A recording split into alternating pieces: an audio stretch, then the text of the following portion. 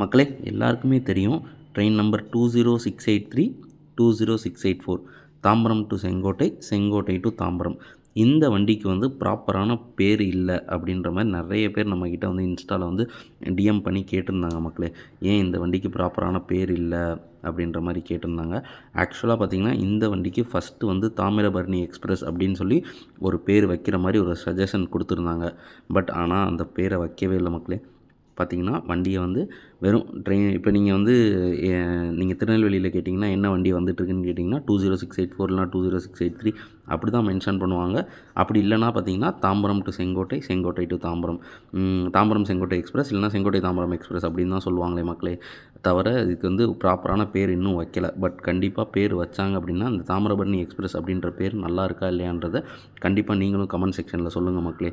ஏன்னா பார்த்தீங்கன்னா இந்த வண்டி திருநெல்வேலியை டச் ஆகி போகுது, அதுவும் நம்ம சவுத் சைட்லேருந்து தான் போகுது.